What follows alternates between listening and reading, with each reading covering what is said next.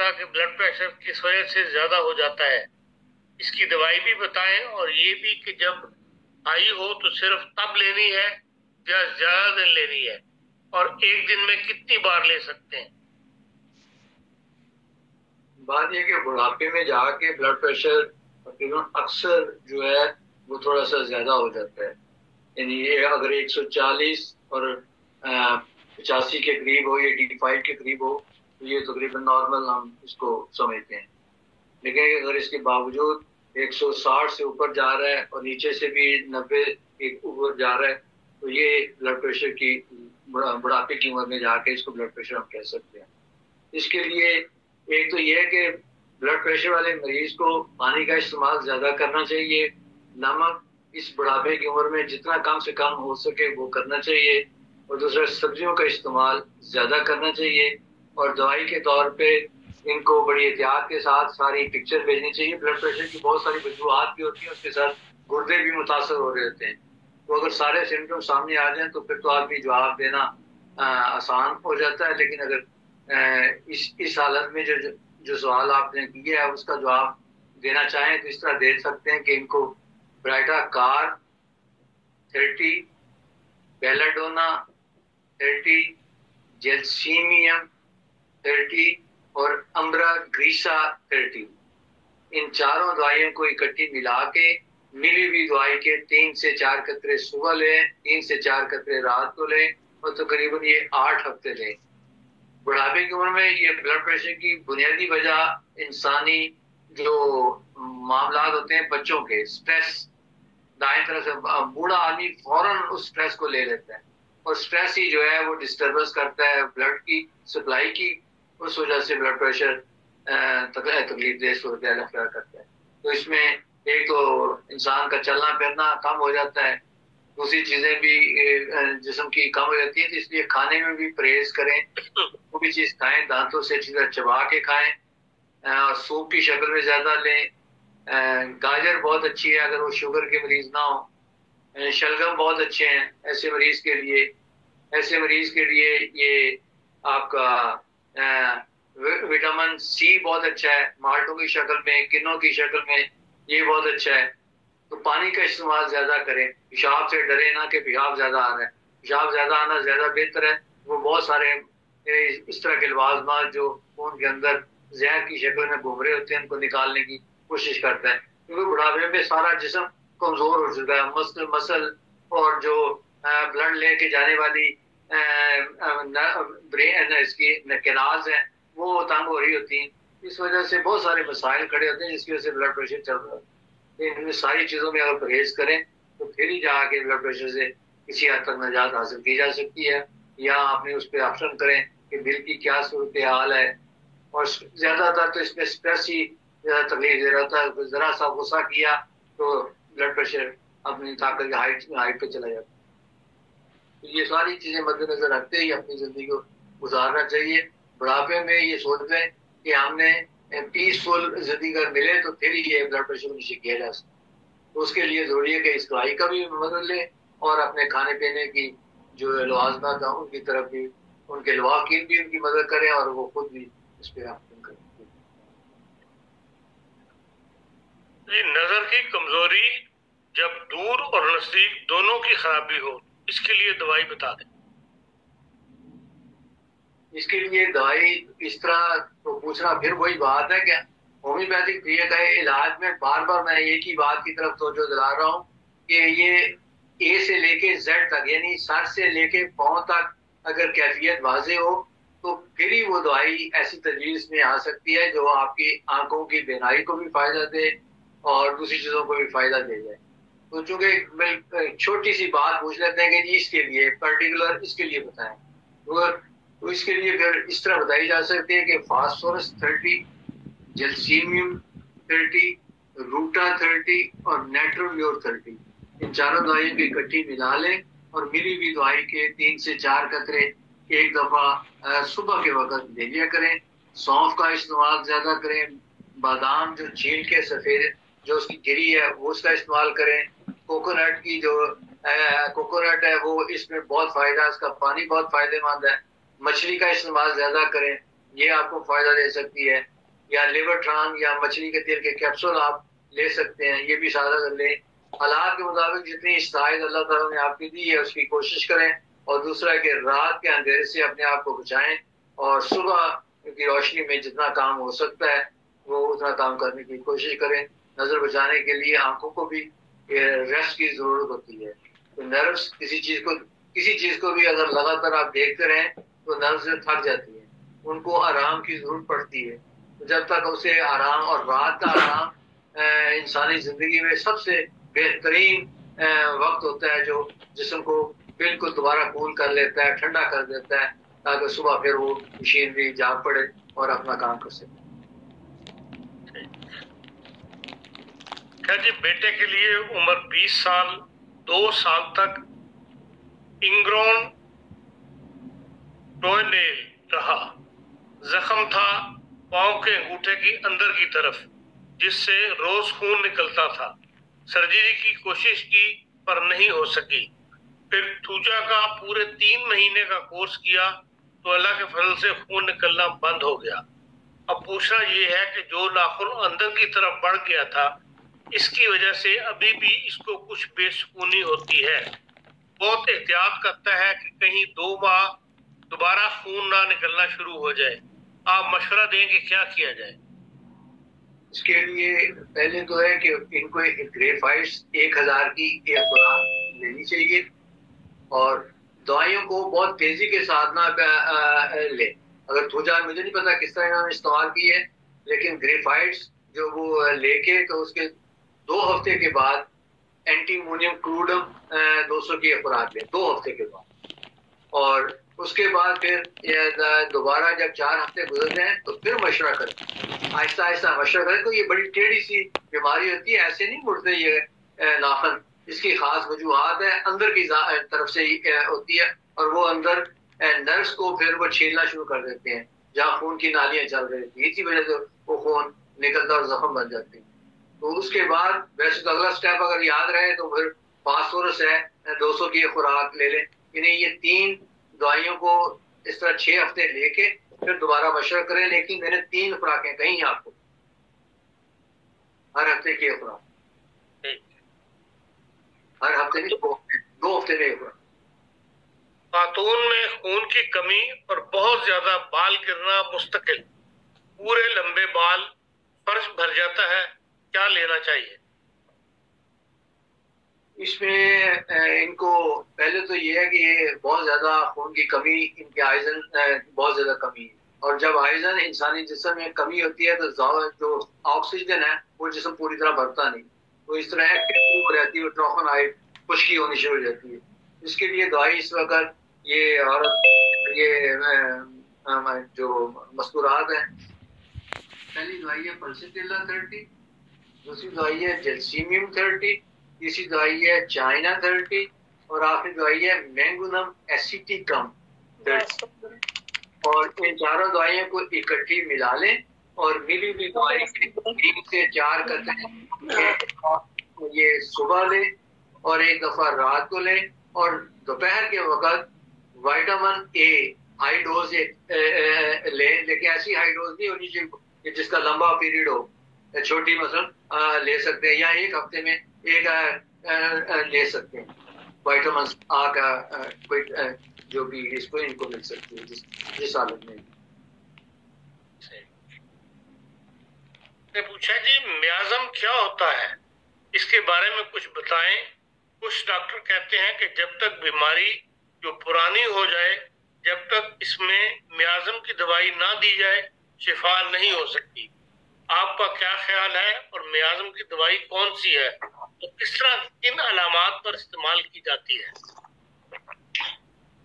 Miasm का मतलब ये है कि ऐसी बीमारियां जो हमारे जद्दे अमजद से चली आ रही, मसलन उसमें अमागान कहते हैं पारा को। ये पारा इंसानी जिस्म के अंदर हजारों साल पड़ा रहता है और ये ट्रांसफर होता रहता है आगे जनरेशन। ये एक म्याज़म है, ये एक वो सूरत हाल है जिसके लिए एक खास किस्म की दवाई चाहिए, और दांतों से अगर जिस्म में कहीं वो भरा हो तो उसे निकलवाना जरूरी है। अमागान बहुत ज्यादा इसने दुनिया में शार्डन किया है, नुकसान पहुंचाया है, जिसकी वजह से आज बहुत सारी बीमारियां सिर्फ अमागान पारा ही की वजह से चल रही है। क्योंकि तमाम पहले जमाने में दांतों में हर दांत में तकरीबन पारा भरते थे, फिलिंग जो करते थे।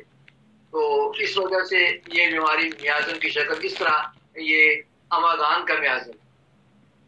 और दूसरी इसी तरह है, हजारों साल से हमारे जिस्म में खारिश एक ऐसी सूरत हाल थी कि इसको हमेशा बाहर से इलाज इसका किया गया। हमेशा सारी जिंदगी इसमें मरमे लगा के जो तजर्बात में आए शुरू से इसी तरह कहते हैं कि ऊपर से लगाओ, और वो क्या है दबते दबते वो इंसानी जिस्म के खून के अंदर चली जाती हैं। ऊपर से वो जिस्म अगर साफ भी हो जाए तो लेकिन वो अपना खून में काम करती रहती है। और ये भी बीमारी हमारी जद्द अमजद से यानी बहुत पुरानी तरीके से हमारे साथ चली आ रही है, इसको भी हम मियाज़म कह सकते हैं। इसी तरह बुरे फेल की वजह से बाज़ बीमारियां ऐसी लत पड़ जाती है औरतों को भी और बंदों को भी। सुजा की किस्म है उसमें, ये भी शुगल जो है हजारों साल से इंसान अपने साथ लगाए बैठा हुआ है। अगर ये किसी को सुजा हो चुका हो या औरत को या बंदे को, तो वो आगे अपनी जनरेशन में पहुंचाना शुरू कर देता है। तो इस तरह इसको मियाज़म में ये भी एक वो मियाज़म है, तो ये वो प्रोडक्ट है जो इंसानी जिस्मों को आगे जनरेशन टू जनरेशन फैलाती चली जा रही है, और अभी तक इसका कोई एंड नहीं हुआ, कोई इसका इलाज नहीं अभी तक किसी ने दरियाफ्त किया। क्यों? तो इंसान वो चीज अभी तक बाज नहीं आ रहा। अभी भी अगर खारिश होती है तो आपने खुद ही अपने तजर्बे, हर किसी इंसान ने देखा होगा कि वो जाके बाजार से ट्यूब खरीदता है, अगर मॉडर्न जमाने की ट्यूब है वो लेके वो मल ले रहा होता है और वो दबाता है उसको अंदर के, ताकि ये जिल्द जो बड़ी मेहनत के साथ अंदर की चीज को बाहर निकाल रही होती है। और जो हमारे में जो रिसर्च है, जो एलोपैथिक रिसर्च है या हिकमत की रिसर्च है, उनका अपना तरीकाकार, वो कहते हैं नहीं इसके फौरन इंसान को अंदर तो नहीं आनी चाहिए तकलीफ, तो फिर वो अंदर जाके मुख्तलिफ किस्म की तकालीफ में बदलती रहती है और आज तक चीज पैदा होनी शुरू हो जाती है। फिर ये भी नहीं पता चलता कि वो सोराइसिस बन चुकी है, वो कोड़ बन चुकी है, वो जल्दी है, वैक्सीमा है, क्या नाम उसका दिया जाए, वो बड़ी भयानक फोड़े निकल रहे हैं, उसमें गैंग्रीन सी बन रही है। इतने लंबी इसकी डिटेल्स है कि ये इस आसानी से नहीं ये सीखा जा सकता। ये इल्म सीखने के लिए मैं अगर 71-72 साल का मैं कह रहा हूँ स्टूडेंट हूँ, और जो मुझसे पढ़ने वाले 20-20 साल वो कह रहे हैं हम स्टूडेंट हैं, तो मैं इससे ज्यादा तो मजीद आपको तहकीक नहीं दे सकता। तो फिर आदमी को गहराई में जाने के लिए तो सारे इल्म के साथ वाबस्ता रहना पड़ता है। तो इतना टाइम हमारे पास टेलीविजन के जरिए तो मुमकिन नहीं है कि मैं इसकी इतनी तफसील दे सकूं कि। और ये अब आपने पूछा था दवाइयाँ उसके नतायज हैं कि अमागान का शार्डन है बहुत ज्यादा वो है, उसको बर्क साल दे सकते हैं। अगर आपके जिस्म में क्रॉनिक किस्म के एक्जीमे के निशानात चल जा रही है, कोड़ का निशान, फिर आप सल्फर इसका इलाज कर सकते हैं, इसी तरह भूजा से कर सकते हैं। या इंसानी जिस्म को बहुत ज्यादा कैल्शियम की दूध के बाद का इंसान दूध पे ही जिंदगी गुजारता चला जाता है, तो उसकी वजह से कैल्शियम की प्रोडक्शन इंसानी जिस्म में ज्यादा हो जाए तो वो हड्डियों को भुरभुरा कर देती है। एक नॉर्मल बेराइश में, नॉर्मल हालत में अगर कैल्शियम इंसानी जिस्म के अंदर हो तो वो स्टेबल भी है और आयरन की तरह स्टील भी बन जाती है।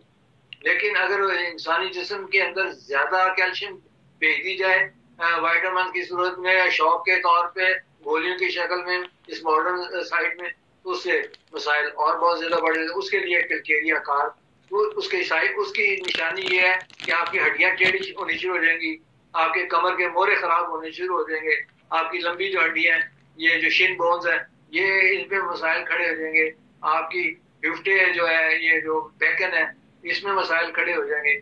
इसलिए बहुत सारे मसाइल हैं। ये तो एक गहरा मजमून है कि इसमें एक ही जगह आदमी चला जाए तो फिर निकलना मुश्किल होता है।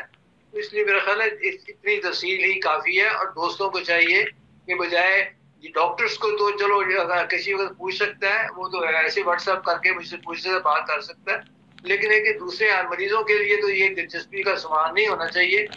मरीजों के लिए दिलचस्पी का सवाल ये होना चाहिए, जो हम बार बार मुसलसल ये भी बात कर रहे हैं कि अपनी देखें, डिटेल्स दें किसी चीज की, हर हर केस की, हर दुनिया में जिस किसी तरफ भी आपने जाना है, जब तक डिटेल्स नहीं देंगे कि औसगान उसे निकलने का रास्ता नहीं मिलता। तो रास्ता लेने के लिए बिल्कुल अब नेविगेशन सही होना चाहिए, उसमें सही एड्रेस डालना चाहिए, सही उसमें कोड नंबर देना चाहिए, फिर ही वो जगह ले जाएगा। वरना एक ही शहर में बाज़ का 3-4 जगह ऐसी होती हैं जिनका नाम दिया होता है। वाशिंगटन वाले हो सकता है मेरे पास भी है, और भी फोल्डा में कितनी जगह और डॉयलैंड में कितनी जगह हो। तो आपने जाना मेरे पास है लेकिन पहुंचे आप टेंशन। कोशिश करें, आप सब समझदार हैं सारे, बार बार एक ही बात की तरफ तो हम तो मुझे नहीं समझ आ रही कि इतना तो नहीं हमें सुस्ती दिखानी चाहिए कि हमें पता नहीं चल रहा। होम्योपैथिक इलाज का मकसद वजह, एक वकील साहब ने हमसे ये सवाल किया था कि होम्योपैथिक काम कैसे करती है, इसका फायदा क्या है, किस तरह समझें कि ठीक है। बात यह कि इसके करीब आएंगे तो आपको पता चलेगा। तो इस हर बात के लिए एक दलील होती है, लेकिन दलील को समझने के लिए वे आंखें दिमाग सब खुला रखें, तो फिर वो दलील इंसान के दिमाग के अंदर काम करती है। मतलब मैं कैसे होम्योपैथिक बना हूँ, मैं एक होम्योपैथ बनने के लिए कि मैं खुद एक बीमार इंसान था, हड्डियों का ढांचा बना हुआ था, बीमारी मेरी इसको संगरेनी इसको कह लो, डायसेंट्री कह लो, डाम एंड स्टूडिंग कह लो, ब्लूड मेरा जिसमें नहीं था, तो मैं ये मेरी बीमारी थी। तमाम एलोपैथिक डॉक्टर्स मेरा इलाज करते करते थक गए थे, सारे मसाइल अपनी जगह मुकम्मल हो गए थे, मैं करीब करीब मर्ग की तरफ चला जा रहा था। मैंने एक अब्बाजान एक दोस्त ने तवज्जो दिलाई, तो उसकी वजह से मैं डॉक्टर मसूद के साथ मेरा राब्ता हुआ, तो उनसे मैंने बात की। वो मुझे कहने लगे बच्चा तो वाकई इस हालत में जा चुका है कि यहाँ से निकलना एक बहुत मुश्किल मसला है, लेकिन कोशिश करते हैं। तो उन्होंने अब्बाजान से सारी डिटेल्स मांगी कि आप फिर भी आप डिटेल्स दें, मैं कोशिश करता हूँ। अल्लाह ताला उनको जज़ाए खैर दे। डॉक्टर मसूद को पता नहीं कौन से दिल की उनकी कैफियत थी, जो दिल की आंखों से उन्होंने मेरे इस गम को, मेरे बाप के गम को देख लिया, और उन्होंने खूब मेहनत की उस पर। मैंने बाद में मुझे एहसास हुआ तो मेरे वो टीचर भी बने, तो मैंने फिर खूब जिम्मेदारी के साथ उनके साथ काम भी किया, और वो उनसे समझा भी सारी बात। फिर मैंने गहराई के अंदर इसके इल्म हासिल किया। तो मसला है कि मैं खुद ठीक हो गया। अब देखें कि एक संगरेनी या डायसेंट्री या खून आना जिसम में, आज मुझे 50 साल के करीब हो गए हैं, मुझे कभी ना इसहाल लगे हैं, ना मुझे कोई बीमारी इस तरह की आई है जिसमें इस तरह का मामला हो। तो ये कितना बड़ा मौजज़ा है जिसको हम देख सकते हैं। लेकिन मैं तो ये तो अपना ही मुशाहिदा बता सकता हूँ ना कि मैं कैसे तब्दील हुआ। उसके बाद मैंने फिर खुद अपनी इस शौक को पूरा किया कि मैंने इसमें गहराई के साथ, मैंने वक्ती तौर पे 2 किताबें पढ़ के, या एक किताब या कोई छोटी सी बात समझ के नहीं इसको, मैं कभी भी नहीं करता। मैं आपसे भी ज्यादा क्रिटिक के ज़हन का मालिक हूँ कि जब तक मुझे पूरी तफसील ना मिल जाए मैं उसको देखता रहता हूँ, और जब मेरे पास वो सारी ग्राउंड्स मुकम्मल हो जाए तो फिर उसको मान लेता हूँ। इसलिए हर चीज को समझने के लिए एक साइंस चाहिए, तो साइंस के लिए वक्त चाहिए, इससे ज्यादा नहीं मैं बता सकता। खातून है, उम्र है 25 साल, 2 cysts on my left ovary. When I was 12, I had ovaries too, and they had to be removed from the doctor because I was in pain. This time I don't feel so much pain. दोनों अगर अपना निकाल दिए तो फिर इसका मतलब है कि वहाँ मामला सोजिश के हैं। इस तरह इनको इस तरह अगर तो ये मोटापे की तरफ, ये दो चीजें बता रहा हूँ। अभी ये मोटापे की तरफ है, फिर दवाई है पल्सिटिला, कालोसिन और सबाइन। अगर इनका मतलब जोर है तो फिर पल्सिटिला की जगह सिपिया रख ले, बाकी दवाइयाँ वही। दवाई के 3 से 4 कतरे सुबह एक दफा और एक दफा रात, और 6 हफ्ते की दवाई लेके फिर तफसील से मशवरा कर लें। डॉक्टर साहब आज काफी लोग आए हुए हैं, वो डिस्टर्ब कर रहा है प्रोग्राम को, जो बार बार आवाज जो है वो बीच में सुनाई। ले लें किसी का, अगर टेलीफोन पे है तो कर दे। किसी का मेरे ख्याल में माइक्रोफोन ऑन है, उनको कहें कि म्यूट कर दें। सबको म्यूट रखना चाहिए, ये सुनना चाहिए। और एक बात ये भी मैं बता देता हूँ, अगर ये पीछे मैंने बताया विटामिन अगर वो इस तरह ना लेना चाहे तो इसमें ये कर सकते हैं कि गाय का जो जिगर है, ये जिसको ये बहुत फायदेमंद, लिवर जिसे लिवर अंग्रेजी में लिवर और डॉज में इसको लेबर कहते हैं, तो वो इस्तेमाल करें तो उससे भी विटामिन ए आपको मिल सकती है। फिर आपको कैरोटीन से भी मिल सकती है जी, फिर आपको स्पिनाच से भी मिल सकती है, फिर आपको शुगर से, इसको क्या कहते हैं, जब उसको पपाया में ज्यादा है, फिर गोइंग कोल जो सब्ज रंग की जो गोभी है इसमें से ज्यादा मिल सकती है, ब्रोकोली से मिल सकती है, आपको सुगर मिलियन में मिल सकती है, टमाटर से मिल सकती है, अवाकाडो बहुत अच्छा इसका सोर्स है, फिर एप्रिकोजो से मिल सकती है, कफ सलाद, पार्गल जो सफेद रंग के लंबे लंबे होते हैं उनसे आपको विटामिन आ मिल सकती है। फिर ये मटर में बहुत ज्यादा होती है, ये सब्ज रंग की जितनी भी सब्जियां इसमें ज्यादा होती हैं, फिजिश में मिल सकती है। जरूरी नहीं कि आपने, मैंने जिसको विटामिन आ बताया तो उसके लिए मैंने ये मदद की है कि अगर वो ये चाहें तो इस तरह भी अपने आप में खुराक को मुतय्यन करके तो इससे फायदा उठाया जा सकता है। एक ने लिखा जी, खातून उम्र 50 साल है, लैशेस, प्लेनस, पिंपल्स, रेडनेस, बस ये लिखा है जी। इसके लिए अगर रेडनेस है तो फिर इनको 200 बेलाडोना और 200 सल्फर दोनों को मिला के इसकी एक खुराक लें और इसका कोर्स करें। फिर 2 हफ्ते के बाद फिर बेलाडोना 200 और परसेटिला 200 ये खुराक लें। फिर अगले 2 हफ्ते के बाद बेलाडोना 200 और कूजा 200 ये खुराक लें और 6 हफ्ते के बाद फिर दोबारा ये मशवरा कर लें और इन्हें कहें कि अपने मुंह पे कोई ज्यादा फैटी चीजें ना ज्यादा लगाएं और खुराक में भी ज्यादातर सब्जियों का इस्तेमाल, पानी का इस्तेमाल बेतहाशा करें। और दूसरा है कि अगर रसीले फल ज्यादा फायदेमंद है। ये जी हाथी भाई का सवाल है, नौजवान उम्र 26 साल, 2 हफ्ता पहले टॉन्सिस की शिकायत हुई, 102 और 103 बुखार हुआ, बुखार की वजह से 2 दफा गिर गया, सर पर हल्की सी चोट आई, 2 दिन अस्पताल में रहा, एंटीबायोटिक्स और स्टेरॉइड्स पर है। इस वक्त शिकायत खनूदगी के साथ साथ बहुत कमजोरी है, नब्ज, हार्ट बीट 101 रहती है, पाँव ठंडे, सर भारी है, बराए मेहरबानी दवाई तजवीज कर दें। ये हादी भाई कुछ डिटेल और बताना चाहें तो बता दें जी। इसके अलावा सुबह जब वो उठता है तो बहुत ज्यादा पसीने आए होते हैं उसको, जिस्म भारी है जी।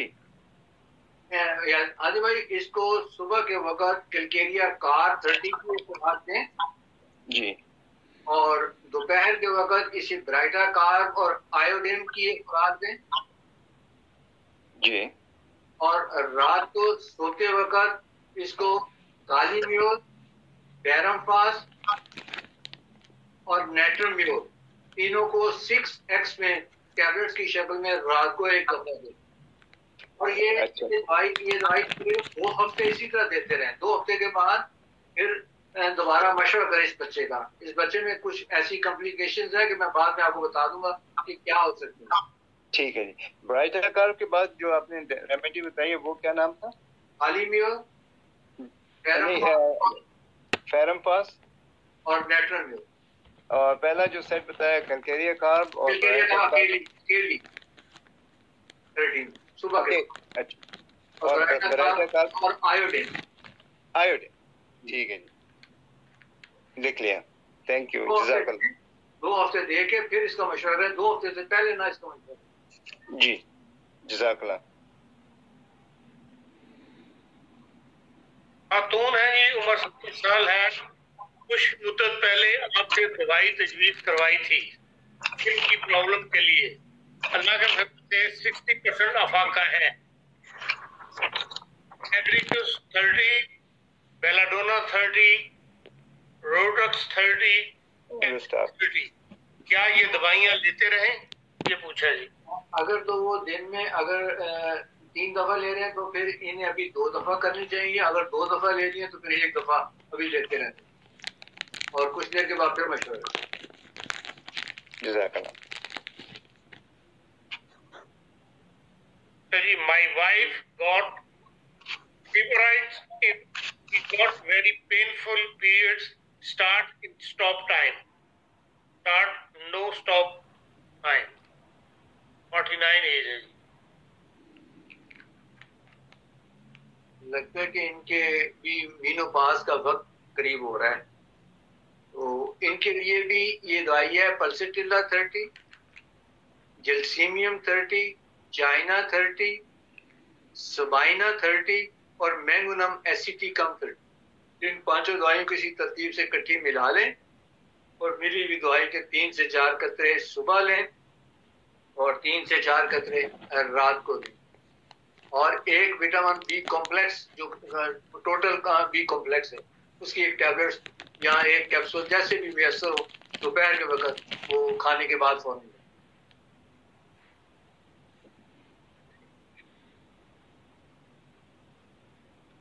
खातून अशद 50 years एज है, लिखा जी suffer diarrhoea 2 days ago, now severe abdominal and stomach pen.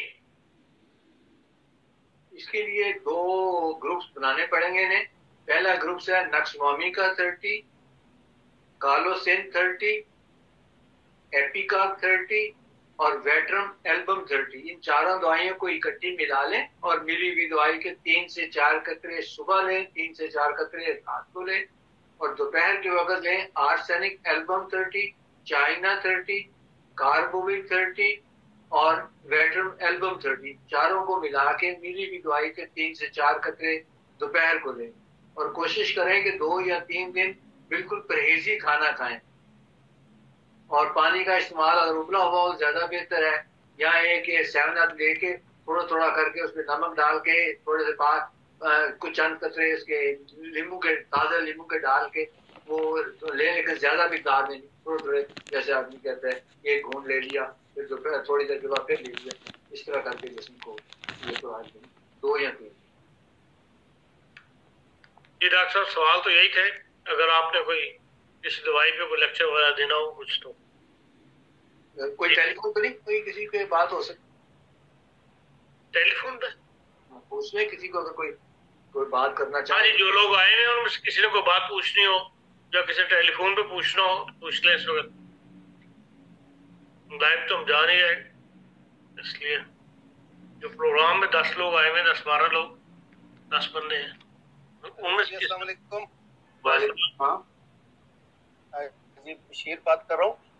पूछना था मेरी वालदा साहबा के लिए, उन्होंने आपने कुछ दवाई तजवीज़ की थी, वो खारिश वगैरह वो तो ठीक हो गई सर के लिए। अभी कुछ अरसे से उनको सांस की बड़ी मसला आ रहा है कि वो थोड़ा सा चलती है तो सांस फूल जाता है।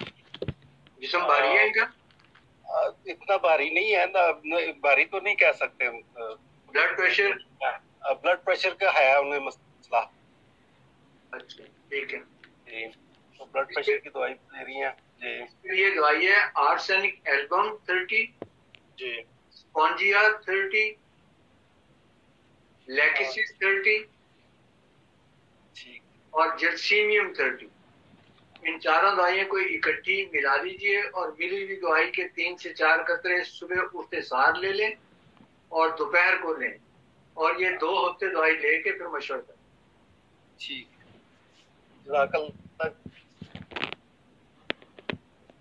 और कोई दोस्त ने किसी ने पूछना हो तो पूछ सकते हैं।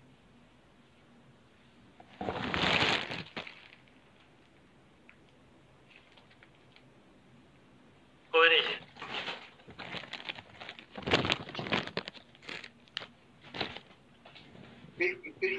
हो सकता है कि हम यही बता सकते हैं, अगर वक्त है तो हमारे पास के इंसानी जिस्म को ठीक करने के लिए ना वक्त देना बहुत ज़रूरी है।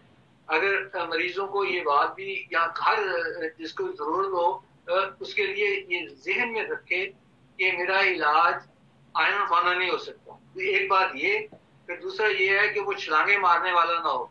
हाँ, हमसे बात सुनी तो वो फौरन दवाई खा ली, दाएं तरफ से सुनी तो वो खा ली। इस तरह बजाय फायदा खाने के एक दायमी नुकसान की तरफ इंसान चला जाता है। इसलिए जब भी किसी बात को समझना हो तो पहले अच्छी तरह समझ के फिर उस बात पे चल पड़ते हैं। अब खुदा ताला फिर खुद ही सीधी राह दिखाना शुरू कर देता है। मेरी सारी जिंदगी ने मुझे इसी बात ने फायदा पहुंचाया है कि जिस मरीज से भी मैं बात करता हूँ, पहले एक दफा उससे मैं खुल के बात करके बिल्कुल अपनी अंदर की जो कैफियत है बता देता हूँ कि मैं तुम्हारी मदद करने के लिए तैयार हूँ, लेकिन मदद लेने वाला भी होशियार होना चाहिए, अक्लमंद ज़हीन होना चाहिए और उसको इज्जत और एहतराम का भी पता होना चाहिए। तो जब वो सारी चीजें मद्देनजर रख के किसी डॉक्टर के साथ मशवरा करता और फिर डॉक्टर भी सच्चा हमदर्दी के नाते अगर उसकी मदद करे तो ये एक इबादत से कम नहीं है। तो इस वजह से फिर वो शिफा का रास्ता खुलना शुरू हो जाता है। फिर इंसान ज़हन में रखे कि ये बीमारी मुझे 6 माह से है या 1 साल से है, उसके लिए थोड़ा सा टाइम देना चाहिए। हाँ, पेट दर्द हुई तो ये तो मैं कह सकता हूँ कि एक दिन शाम तक ठीक हो जाएगी। अगर कोई यकदम अचानक आपके इश्तहाल लगे हैं, फूड पॉइजनिंग हो गई है, तो 2 दिन में ठीक हो जाएगी। ये बातें सारी अपनी जगह दुरुस्त हैं कि अगर नज़ला जुकाम यकदम तेजी से हुआ है तो 3 दिन में ठीक हो जाएगा। लेकिन जो बीमारियां आपने पाली हुई हैं, अब फालतू चीजें हैं जो वो जिस्म का हिस्सा खुशी के साथ आपके साथ रहना चाहती हैं, वो आपको छोड़ना नहीं चाहती किसी सूरत। उनको छुड़ाने के लिए आनी हाथ चाहिए। तो आनी हाथ लगाए नहीं जा सकते, जिस्म बड़ा नाजुक होता है, तो उनको आहिस्ता आहिस्ता कुरेदते हैं। मतलब पथरी को तोड़ने के लिए ऐसी दवाएं देते हैं जो आहिस्ता आहिस्ता रद्द अमल करके उस पथरी को पिघलाए और फिर उसको तोड़ तोड़ के छोटे हिस्से में करके कि जितना पेशाब की नाली है निकल तो उसी में से जगह जो आपके निकलने का रास्ता है, और तो कहीं से आ नहीं सकती। तो बड़ी चीज को निकालने के लिए कुदरत ने ऐसा निजाम रखा हुआ है कि कोशिश करती है कि उस पर आहिस्ता आहिस्ता हथौड़े लगाए जाए ताकि वो चीज टूटे, इतनी छोटी हो जाए तो जो पास हो सकती हो। ये कुदरत का एक निजाम है, नेचुरल प्रोसेस है कि इससे फिर वो टाइम लगता है। तो मरीज कभी कुछ करना शुरू कर देता है, कभी कुछ करना। डॉक्टर को मैंने जो जो जो मरीज ठीक नहीं होते, मतलब मैं बार बार आपको कई दफा ये बात बता दूं कि जर्मन लोग 100% ठीक हो रहे हैं। कैसी अजीब बात है ये, मेरे तस्वर में ये बात नहीं आ रही अभी तक। मैं ये समझ पाया, मैं जिसको मैं अपने बिल्कुल सिदत के साथ बात कर रहा हूँ कि वो 100% ठीक हो रहे हैं। जो मतलब जर्मन से मुराद ये है कि जो मतलब जो तुर्काई का है वो भी समझता बात, दूसरे ईरानी को भी समझना है तो उसको भी रहते हुए यहाँ ही। इसलिए बात सिर्फ इतनी है कि आप इलाज के लिए जब तैयार होंगे तो फिर ज़हन बना के जाएं कि पहले तो ये जज आपका करना भी फर्ज है। डॉक्टर वाकई इंसान की जेब की तरफ जब देख रहा होता है तो फिर वो शिफा की तरफ नहीं देख रहा। बिल्कुल सही बात है। दवाइयाँ बेचने का अगर मकसूद हो तो फिर सवाल ही पैदा नहीं होता कि किसको वो देखेगा, वो कहेगा ठीक है मेरा काम तो इतना इस तरह ही है। लेकिन अगर हमदर्दी के नाते से इंसान किसी की मदद करना चाहे, वैसे तो वो भी लेगा क्योंकि आपको देखिए सी दवाई उसने भी खरीद के दे, लेकिन अगर उसका ईमान कायम है तो वो कोशिश करता है कि मैं इतना बैलेंस कर दूं कि इसको किसी किस्म की कोई ज़हनी तौर पर असियत ना पहुंचे। ये तकरीबन उसी के करीब नहीं हो जो बाजार से दवाई खरीदे तो तकरीबन उसी कीमत के करीब बिल्कुल हो जाए। तो अगर इस तरह समझ आ जाए उसको बात करते वक्त तो डॉक्टर को मेरी समझ में आ रहा है तो फिर उसको टाइम देना चाहिए आपको।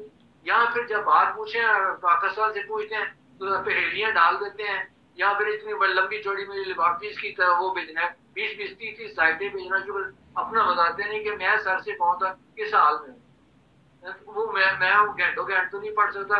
100 तकरीबन हर रोज 50-60 सिर्फ व्हाट्सएप के सिर्फ बाहर की दुनिया के ये मैसेज होते हैं जिनको मुझे जवाब देना पड़ता है, और फौरन कहते हैं कोई जवाब भी आया है इसी तरह से सवाल उधर से जवाब मिलना चाहिए। मुझे तैयारी करनी पड़ती है, देखना पड़ता है, हर केस की नौयत अलग अलग होती है। तो कोशिश हम करते हैं, मैं जब पूरी हाँ साहब के साथ मिलकर बहुत पूरी जिम्मेदारी के साथ कोशिश कर रहा हूँ कि मैं खिदमत दीन को अपने सामने रख के ये बात करूँ। तो मैं कोशिश कर रहा हूँ कि आपको फायदा पहुंचाने की जो जिम्मेदारी मुझ पर डाली गई है मैं उससे आपको जरूर फायदा पहुंचाऊँ।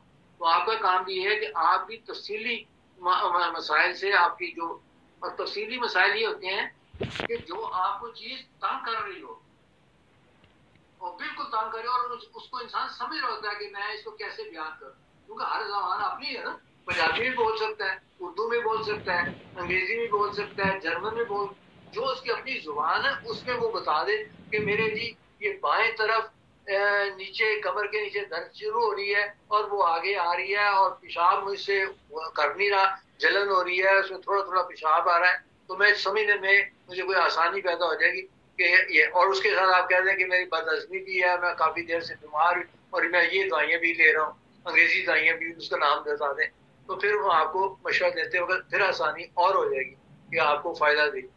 इस तरह मैंने देखा है कि जब आप, और दूसरा कि इंसानी सेहत के लिए सिर्फ दवाइयाँ काफी नहीं है, उसके लिए ये सेहतमंद माहौल का क्रिएट करना, ये तो आपके अपना काम। ये इंसान सेहत रखने के लिए सैर की तरफ जाना चाहिए, और ये बार बार ही कर रहे हैं, हम बात कर रहे हैं, और इसको आप ये कह लें कि ये हमारी रूटीन की अब बात हो गई कि यही बात इंसानी समझ में नहीं आ रही कि हम बेबेगुम करें, चलने में चलें, अपने आप को सेहत रखने दिया, बाग में जाके सांस लें बड़ा बड़ा, सूरज की रोशनी में मैंने खाना खाते वक्त बहुत एहतियात के साथ चबा चबा के खाना खाएं, और एक वक्त छोड़ के फिर खाना खाएं। सुबह खाइए तो दोपहर को खाएं, सारा दिन खाने ही के चक्कर में इंसान ना लगा रहे। इस तरह भी इंसान पानी का इस्तेमाल करें, ज्यादातर जो चीजें नुकसानदेह हैं, सिगरेट का माहौल खराब है, कॉफी ज्यादा ना पिए जी, ये चीजें, तंबाकू खान, लोगों सिगरेट देखकर तंबाकू खाने की आदत बहुत ज्यादा मुझे अपने लोगों में भी बहुत नजर आ रही है। कोशिश तो करता रहता हूँ कि उनकी डबियां ले लूँ, उसको समझा के किसी से बाहर निकाल लूँ, लेकिन उसके बावजूद भी वो कहते हैं जी हम इस काम पे लगे हुए, सारा दिन टैक्सी चलानी, रात को चलानी पड़ती, क्या करें डॉक्टर साहब, तो कुछ ना कुछ तो दांतों में रखना पड़ता है।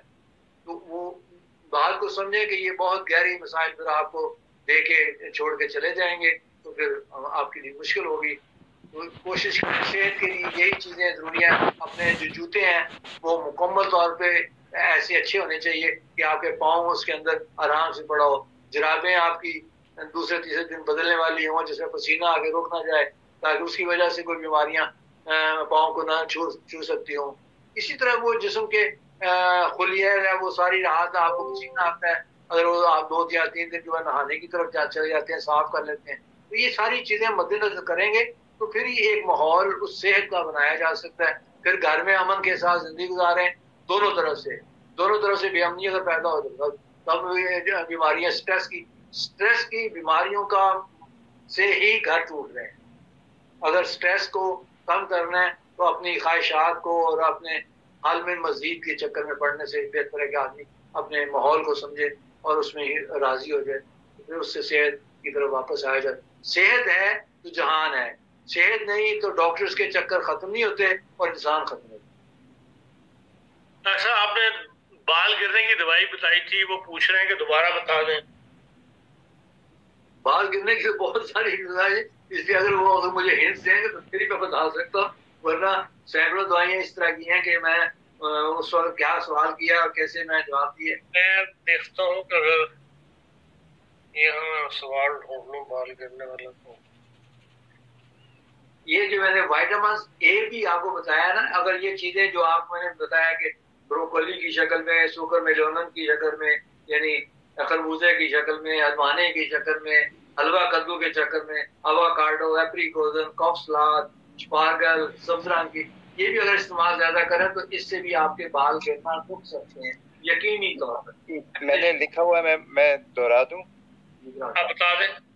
ये पहला सवाल था खून की कमी और बालों का गिरना। इसमें पल्सटीला है, जलसीमियम है, चाइना है और मैग्नम एसिटिकम है, सुबह और शाम। ये ठीक है, ये उस वजह से है कि जब इंसानी जिस्म में आयरन की डेफिशिएंसी चल रही हो, या आइजन मांगल, जर्मन कहते हैं आइजन मांगल हो, या खून की कमी इंसानी जिस्म का जुज़े आज़म हो।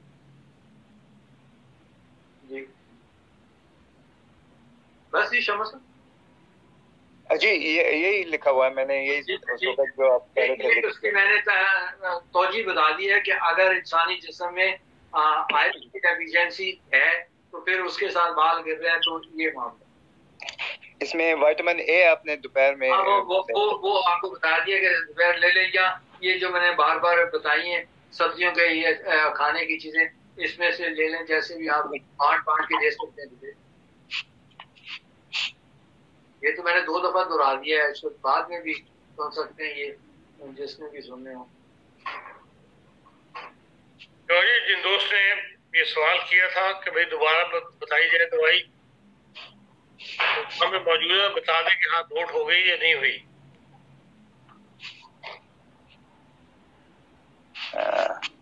इस सवाल ये था कि खातून में खून की कमी और बहुत ज्यादा बाल गिरना मुस्तकिल, पूरे लंबे बाल फर्क बन जाता है, क्या लेना चाहिए?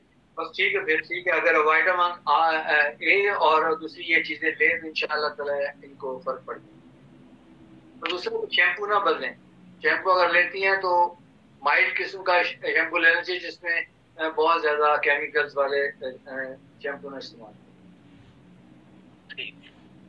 और बहुत शुक्रिया। गाजर का जूस और लेमन जूस, तो अगर दोनों को मिलाकर और उसके साथ फोकस जो पानी होता है जो उसके खोपरे के अंदर, अगर वो मिला के लिया जाए तो ये बहुत ही मुफीद तरीन एक किस्म का जूस है जो आपके सर के बालों को फायदा पहुंचा सकता है। ये तीनों बराबर मिक्स होना चाहिए? बराबर तो नहीं हो सकते। गाजर का जूस 3 हिस्से हो जाए, उसमें 1 नींबू डाल लें और जो एक वो नारियल का जितना पानी होता है वो उसमें वो डाल। तो इसको दिन में किसी को भी पी लें या एक दफा ले ले। सुबह का टाइम सबसे बेस्ट है, एनर्जी का टाइम ही सुबह होता है, रात को एनर्जी की जरूरत होती है, उस वक्त तो रिजर्व हर चीज चल रही है। ठीक है डॉक्टर साहब, बहुत शुक्रिया आपका कि आप अपने सवालों के जवाब पर तशरीफ लाए। नाज़रीन, ये था हमारा आज का प्रोग्राम। अब नेक्स्ट फ्राइडे को जर्मनी के अंदर लजना और अंसारुल्लाह का इज्तिमा है, ये हम नेक्स्ट फ्राइडे को प्रोग्राम पेश नहीं कर सकेंगे। अगले फ्राइडे जो है वो वक्फा होगा और उससे अगले फ्राइडे पर दोबारा आपसे रब्ता किया जाएगा। इजाज़त दीजिए, अपना ख्याल रखिए और खुदा हाफिज़। डॉक्टर साहब एक दफा फिर शुक्रिया आपका भी। हाजी भाई बरकातहू।